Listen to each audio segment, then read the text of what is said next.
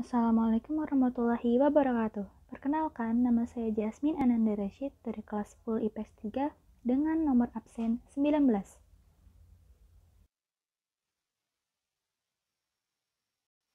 Di sini, saya akan menjelaskan materi mengenai peradaban Yunani kuno untuk nilai keterampilan sejarah peminatan. Yang pertama, saya akan menjelaskan awal peradaban Yunani. Peradaban Yunani berawal dari peradaban Pulau Kreta, atau biasa disebut sebagai pulau terbesar di Yunani. Diperkirakan pulau ini berlangsung sekitar 3000 sebelum Masehi. Bangsa Yunani sendiri merupakan keturunan dari bangsa Indo-Jerman yang berasal dari nenek moyang bangsa Ionia, Helen, Achaea, dan Ionia. Bangsa Yunani terdiri dari suku bangsa Epirat, Ionia, Goria, dan Sparta. Negeri pertama yang berkembang di wilayah Yunani sendiri adalah pusat perdagangan di Mykenae yang semula merupakan daerah koloni kerajaan Kreta. Berikut merupakan hasil purbakala yang ditemukan pada tahun 1787 Masehi. Yang pertama ada bangunan kuno Troya, kedua makam Raja Agamemnon, dan yang ketiga adalah harta benda Priamus atau Raja Troya. Perkembangan Yunani terbagi menjadi 4 periode. Yang pertama fase pembentukan, kedua fase ekspansi, yang ketiga masa kejayaan polis-polis Yunani, dan yang keempat masa keruntuhan Yunani. Selama periode klasik abad ke-5 sebelum Masehi, Yunani terdiri dari daerah-daerah bagian kecil dan besar dalam bermacam-macam bentuk internasional dan internal. Yang paling terkenal adalah Athena, Sparta, dan Thebes. Adik kuasa yang terkenal pada saat perang dengan Persia dalam sejarah kemanusiaan adalah Marathon, Thermopylae, Salamis, dan Plataea. Sebuah semangat kebebasan dan kasih yang membara membuat bangsa Yunani dapat mengalahkan bangsa Persia. Pada paruh kedua abad ke-4 sebelum Masehi, banyak daerah-daerah bagian di Yunani membentuk sebuah aliansi yang dipimpin oleh Alexander Agung sebagai kaisar. Raja dari Makedonia menyatakan perang dengan Persia untuk membebaskan saudara-saudara mereka yang terjajah, Ionia, dan menguasai daerah-daerah yang diketahui selanjutnya. Dengan hal itu, mereka menghasilkan sebuah masyarakat yang berkebudayaan Yunani, mulai dari India Utara sampai Laut Tengah Barat dan dari Rusia Selatan sampai Sudan. Pada tahun 146 sebelum Masehi, aliansi di atas jatuh ke bangsa Romawi. Para ahli sejarah sejak abad ke-19 lebih memilih untuk alasan referensi menamakan periode terakhir sebagai Byzantium, dengan tujuan untuk membedakan 2203 tahun wilayah Romawi menjadi dua periode. Kata Byzantium sendiri diambil dari wilayah yang sudah ada sebelumnya, di mana ibu kota baru berada, Konstantinopel. Selama periode kedua dunia budaya Yunani klasik ini, dari Yunani kuno berubah menjadi dunia modern masyarakat barat dan Kristen. Setelah ibu kota dan wilayah jatuh ke tangan Turki pada tahun 1453, bangsa Yunani berada di bawah kekuasaan Ottoman hampir selama 400 tahun.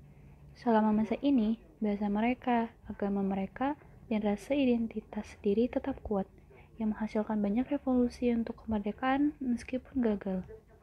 Pada tanggal 25 Maret, bangsa Yunani memberontak kembali, dan pada tahun 1828, mereka berhasil mendapatkan kemerdekaannya. Sebagai sebuah negara baru yang hanya terdiri dari sebagian kecil dari negara modern, mereka berjuang untuk membebaskan seluruh daerah yang dihuni oleh bangsa Yunani berlanjut. Pada tahun 1864, Kepulauan Ionia disatukan dengan Yunani, dan pada tahun 1881, sebagian dari Epirus dan Thessaly, Kreta, Kepulauan Aegean Timur, dan Makedonia ditambahkan pada tahun 1913, dan terakhir ke barat tahun 1919. Setelah Perang Dunia Kedua, Kepulauan Dodecanese juga dikembalikan ke Yunani. Saat ini, Yunani merupakan negara anggota Uni Eropa dan sistem moneter, keuangan, ekonomi Euro. Berikutnya, saya akan menjelaskan mengenai pemerintah dan hukum. Polis adalah sebuah kota kecil dan desa sekitarnya. Di dalamnya, tinggal penduduk di perumahan yang homogen. Pada abad ke-5 sebelum Masehi, umumnya polis dikelilingi oleh tembok serta memiliki tempat yang berbukit di tengah kota yang disebut Akropolis, alun-alun di tengah kota, dan pasar terbuka. Di Akropolis sendiri terletak kuil, altar, monumen, serta bermacam peralatan yang digunakan untuk menyembah dewa. Berikut ini ada dua polis yang terkenal. Yang pertama adalah Athena, yaitu polis yang mengembangkan bentuk pemerintahan yang demokratis. Dan yang kedua adalah Sparta. Sparta sendiri menganut sistem militerisme yang dikembangkan oleh Lycurgus pada tahun 625 sebelum Masehi. Ada ungkapan Socrates yang menyatakan, bila Anda ingin menemukan orang kuat, pergilah ke Sparta. Tetapi bila Anda ingin menjumpai orang pintar dan bijak, datanglah ke Athena. Setelah membahas mengenai awal peradaban Yunani kuno dan pemerintah atau hukumnya, saya akan menjelaskan mengenai kepercayaan di bidang kehidupan agama. Orang Athena dan bangsa Yunani umumnya menyembah dewa yang sama. Mereka percaya pada dewa Zeus, Hera, Apollo, dan Athena.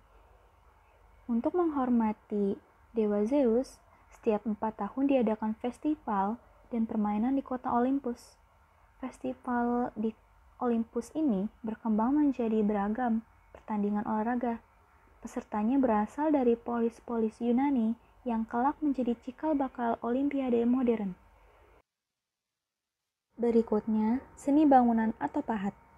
Pada masa Yunani, banyak dibangunan kuil dengan gaya Dorian nih.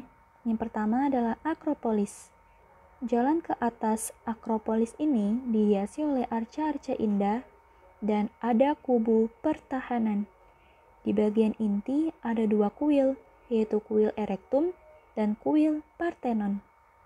Yang kedua adalah kuil Dewa Zeus, terletak di Bukit Olympus, juga disebut Altis, yaitu sebagai tempat pemujaan Dewa Zeus. Dan yang terakhir ada peninggalan atau hasil kebudayaan Yunani. Yang pertama ada kuil Parthenon, kedua kuil Erectium, dan yang ketiga ada koin Athena awal. Sekian dari video saya kali ini. Mohon maaf apabila ada perkataan atau penjelasan materi yang kurang bisa dipahami, karena saya juga masih belajar. Thank you for watching this video. Wassalamualaikum warahmatullahi wabarakatuh. Thanks.